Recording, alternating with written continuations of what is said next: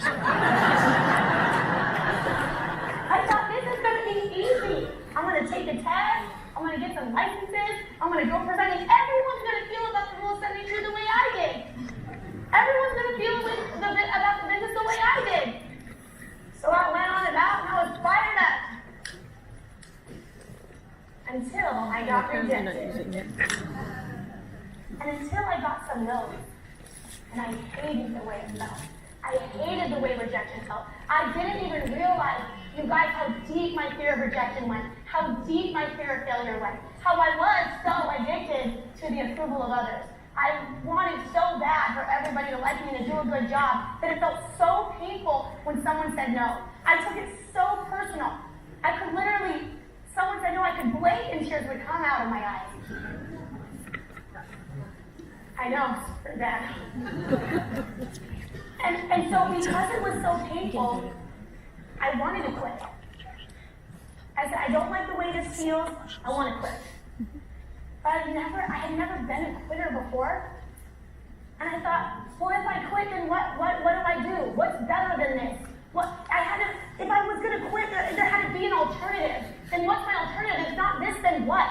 When you're down, think that to yourself. If not this, then what? Then what else? To settle? To be average and ordinary? To work for somebody else? To not live my dream life? Is that the alternative? I didn't want that. But the pain of rejection was so strong. And so I had this mental negotiation, always looking at monster.com trying to find a good job. There were none. And so my husband said, my husband at 2 months old had a negative reaction to a vaccination and he can't use his right arm. And so for him, everything in life took a little bit longer. He had to be a little bit more patient and a little bit more, persevere a little bit more. And his dad got addicted to drugs when he was about 5 years old. His mom raised all 5 kids on her own at a cashier's salary. And I started realizing, he said, maybe, this business is hard for you because most things have come pretty easy for you. I said, what? And I started thinking about the fact that he was right. And that there were people with real problems, health issues, and real relationship issues, and without access to literally running water. And here I'm immobilized by my own fear and my own doubt. And I was doing it to myself in my own mind. And I started looking back at all these times in my life that I was held back by my fear. So many. I started thinking about in dance. I was this competitive dancer growing up, and I would win. I won national dance champion, and I was best dancer. And then there was 5 levels of dance in my dance company, and I was in level 4, and there was an audition to get into level 5, and there was 1 spot. And I thought, I was so nervous that I would audition and not make it that I justified to myself why I didn't need to audition. I started telling myself, well, I don't really want to be a professional dancer. So I won't audition. What was I really trying to just do? Protect myself from being rejected. So I didn't audition. And then after auditions, my dance teacher came to me and she said, why didn't you audition? I was going to pick you. I was like, well, I would have if I knew. From that point on, my dance life plateaued and I went on to college. But also in high school, in grade school, I always wanted to do a good job in school. And I studied, and I would get honors roll and president's list. And then I went to high school. And my parents sent me to a very competitive academic high school. And it was a K through 12 school, and I'm coming in 9th grade. I didn't know anybody. They all had been friends for a while. And I instantly felt insecure. I instantly felt like I didn't belong. I instantly felt like I wasn't good enough. They were in Algebra 2, and I hadn't even done Algebra yet. They were in Spanish 3, and I hadn't been in Spanish yet. And all this doubt and all this fear, and I started comparing myself to all these other people, and I felt not good enough. So it immobilized me. Even though I studied hard and I got into AP classes, I never felt like I truly belonged. And so when it came to applying for Ivy League schools with all of my friends, I decided, no, I'll go to Viola. Everyone knew me as the Christian girl, and I thought, how cute, the good Christian girl will go to the good Christian school and it will be okay. And I don't have to get rejected and I don't have to fail. And so that's what I did. And I'm grateful that I went to Biola. I love that school. But even when I went there, all of a sudden I started feeling maybe I'm not as spiritual as all these other people. Maybe I'm not Christian enough, right? And I realized at this moment when my husband's telling me this, it's like I flash back on all these things and how all this doubt and all this worry and all this fear held me back from so many amazing things, from the great life that could be. And I thought about my sister, my adopted sister, whose mom and dad died of AIDS, and when I was 7, she was adopted into our family. She was 3 years old. And her whole life she struggled. Her whole life. At 16 years old, she got addicted to drugs.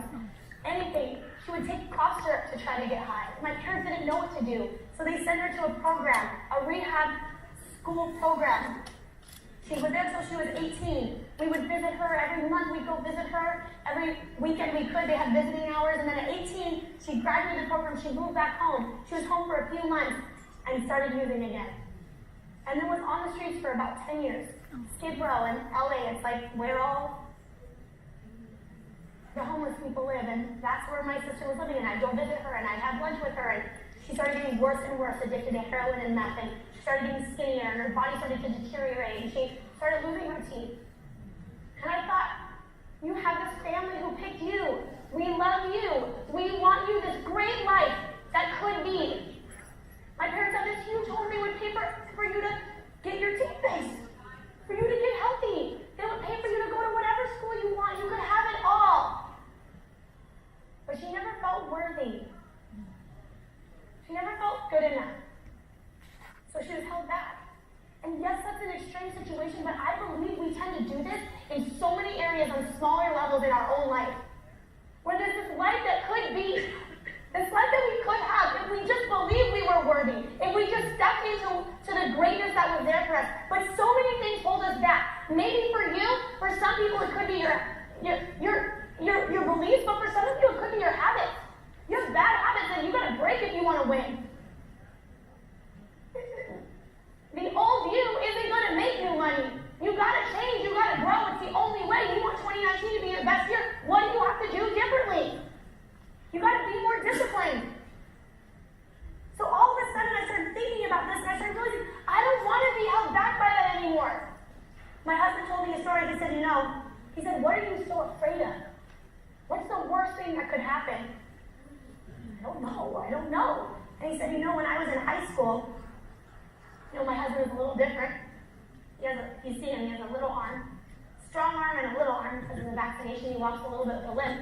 So when I was in high school, there's a place where all the kids hung out. And my back was facing everybody, and these boys came along and they pantsed me. And I was like naked? He's like, yeah. And I got so mad in that moment, I wanted to go find these kids and punch them in the face. How could kids be so mean? And I was like, so what did you do? And he's like, I went like this. Yeah!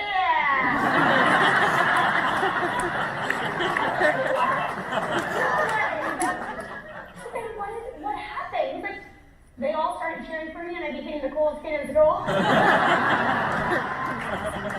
was nominated for Homecoming King or whatever senior year. I was like, that's so awesome. That's so awesome. People are attracted to people who are confident, who know who they are, who know their worth. And I just started thinking, man, I want that. So I made a decision in that moment that I was no longer going to be held back by my fear. I was no longer going to believe that I wasn't good enough. I was no longer going to believe that I don't belong. Even to this day, those thoughts will start to creep into my mind. And thank God for this business. Thank God for leadership that looked me in the eye right before I came on stage. Tom Adams looked me in the eye and he said, you're number one. You're number one.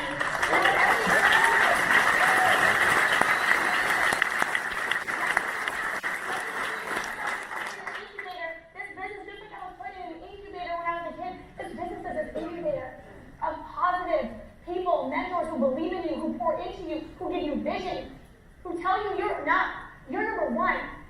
And you hear it enough and maybe you start to think, maybe they're right. Maybe they're right. But here's the other thing. So at that moment, I decided I was no longer going to do the a mental negotiation that here's where I was going to win, that I was going to plant my flag, that I was going to make it here. It was either this or nothing. And once you have a made-up mind, there's nothing more powerful than a made-up mind. Nothing. I believe it would work. I did not believe it. Our business cause is noble, you guys. People need it. You go out in the field, you know it. You see it. You see that people are undereducated, with no plan, with no future. Unless what? Unless us. No one else is going to help them. It's going to be us. Where they're shocked. So I knew that the cause was noble enough. So I said, this is it. This is where it's going to happen for me. And once I was no longer negotiating, I actually was free to build. I was actually free to just go do it. To make phone calls and meet with people over and over and over. And when I didn't close, I debriefed why. I got better. I committed to being a student of the business. I committed that every day I would learn, and every day I would get better. And if I wasn't there yet, that's okay. Because you know what gives us confidence? Knowing that we're not there yet, that we're in a process. And the best news is, we can still get better. And that it's up to us. It's up to us to do it. That the system's in place. The timing is better than ever. This is where it's going to happen. And then, when you're no longer thinking about yourself, you're free to sit in front of somebody and see them. And hear them, and help them. When we give into our fears, we're selfish. When we're bold and courageous, we're selfless. And we can focus and be with somebody and help them get to where they gotta go. So here's the thing. Here's what makes... The last week, we hit CEO November 30th. That was a Friday.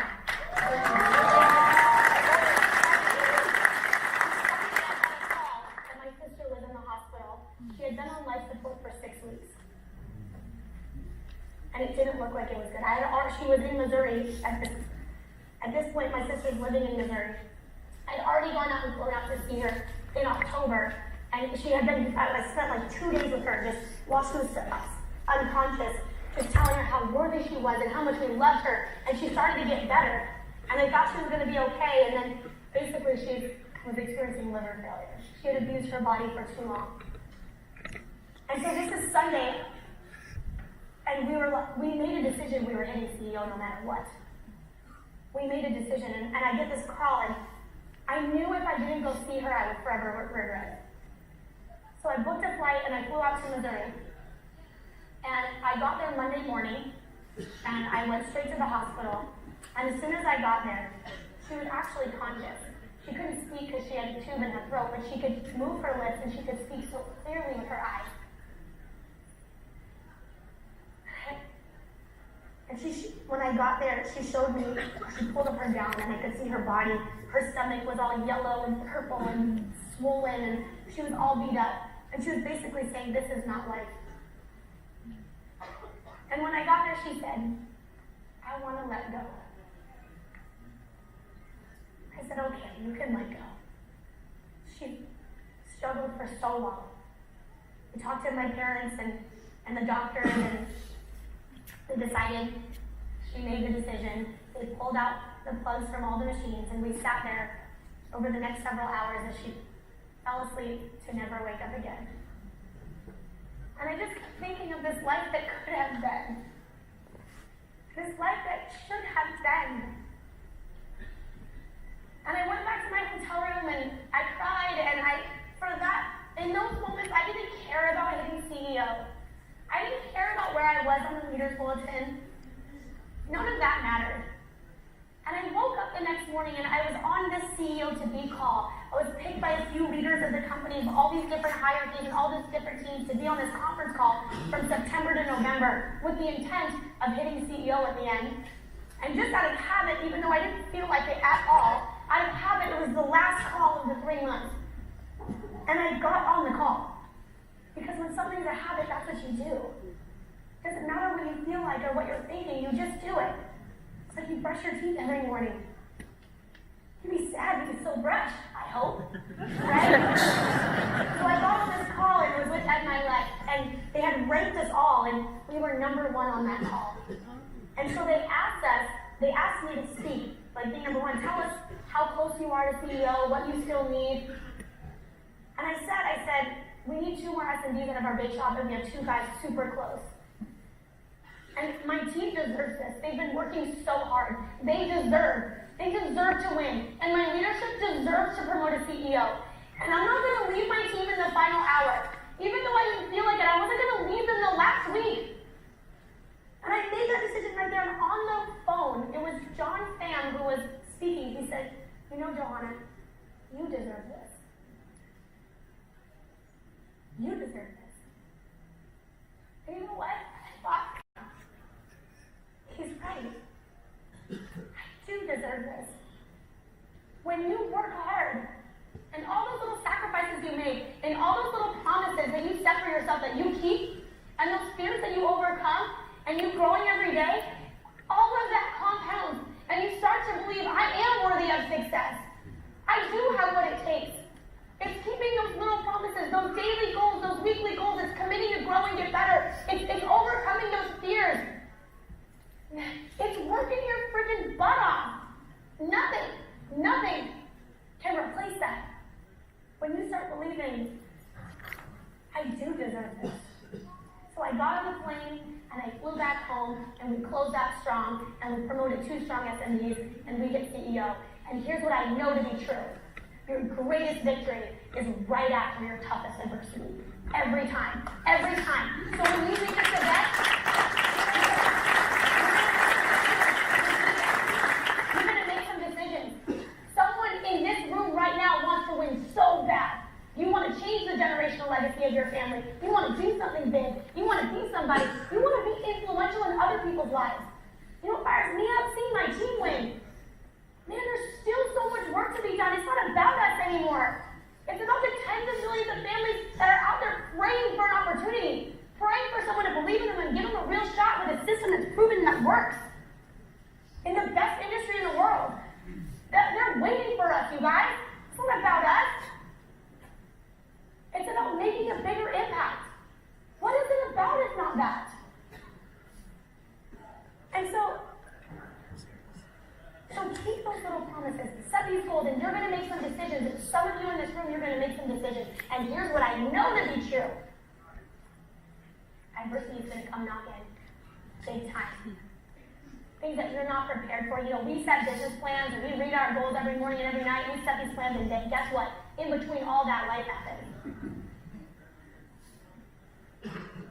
But if you stay true to it, I promise you, that when that happens, I want you to say, I'm right on track. This is exactly what Johanna said. This means there's something great right after this. If I persevere and I show what I'm made of, this means there's something great. My greatest victory is right after this. And if you stay, you will have, and you know what? You'll never be the same person. Once you go through adversity and you come out victorious, you're never the same. You know what you're capable of. You know what you're made of, and you can never go back. So I want you to know something. This business gave me all my dreams. And I never wanted to be a financial advisor.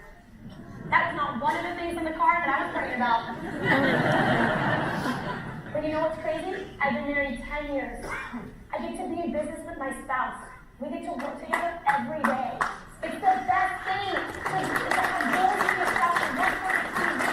I've given birth 3 times. I've breastfed 3 babies, and I kept getting promoted, and I kept getting paid more money. When my little first newborn baby was new, I'd bring her to the office. No one could tell me no. It was my office.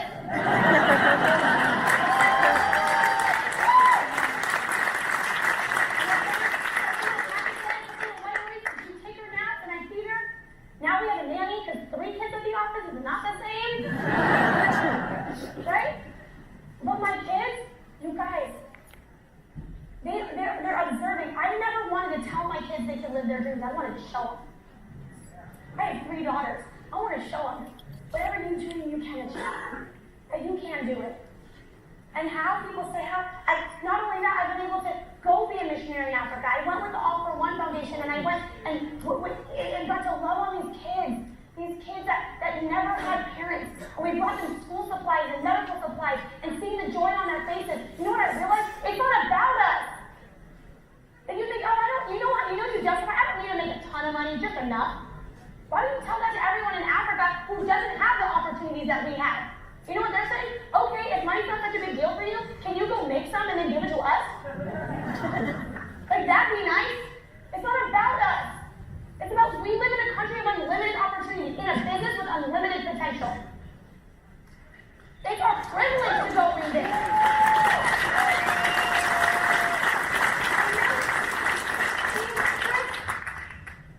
I'm right here on stage. And I'm not pretending to be somebody else. You're hearing my story. Are you kidding me?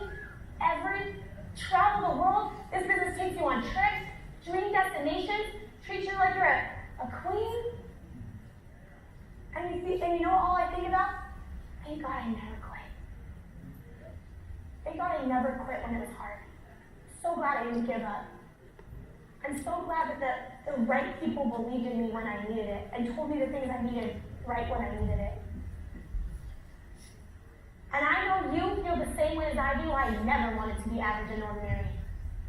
I never wanted an average and ordinary marriage. I will not have an average and ordinary marriage. It's not about staying married. I don't want to stay married. I want to have a thriving, intimate, passionate relationship. And my kids, I want a real connection. Oh my gosh, I was crying seeing that video. I hope my kids FaceTime me in their college doorbell. I want that kind of girl. I don't care if it's codependent. I'm going to be with you. So you know what I do? I'm busy. We work hard. But when I'm with my kids, I put my phone down. I put it away, and I'm with them. And I get on their level. Play blocks with your kids. Get dirty. Go in the water at the beach. Who cares what happens to your hair and your makeup? Get dirty with your kids. Find their gifts and seek those out in them. Even when I'm here, my mom was FaceTiming me my daughter's gymnastics class so I could see her. And afterwards, I talked to her on the phone. I said, hey, I saw you do your handstand. You're getting stronger. Build them up. You know where I learned that? By the people who did that for me in this business. This business makes us better parents. And I never wanted an average and ordinary financial life. I never wanted an average and ordinary business life. It's not enough to make $100 grand or $250 grand or $500,000 or $1 million. It's not about that. We cannot be goals-based.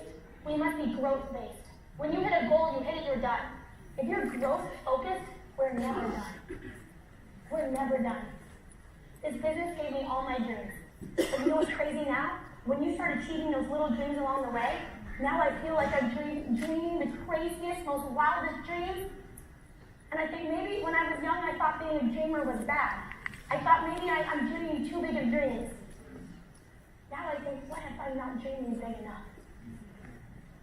So it's our job, you guys, to introduce this opportunity to other people. We can't be selfish. We must share it. And it's never been easier, it's never been simpler to share with the materials that we have at our fingertips. Send a video to somebody, and their mind, their eyes get open. It's never been simpler, but you still got to deal with you. How do you start? I want you to focus. This has changed my life literally over the last 3 weeks. 3 weeks. I've been waking up at 5:30 in the morning. I start with affirmations. For me, it's scripture, and then affirmations, and I read my business plan. I go work out for 1 hour. Then I get my kids ready for school. We do all that. Then I business, pick my kids up from school, homework, and then still go out in the field at night. But here's the thing, how you start your morning is so crucial. What you feed your mind in the beginning of the day. And you know what? I told myself I was going to do that, and then I did it, and every time I get out of my house and it's still dark out, you know what I think? I'm a freaking champion. And I deserve to win. No one's doing this. When you do the things that most people aren't willing to do, you start achieving the things that most people never will. And so, this is our time. We must set ourselves up with fire. I'm on fire. How do we recruit people? We set ourselves up on fire with enthusiasm. And when they come to watch you burn, recruit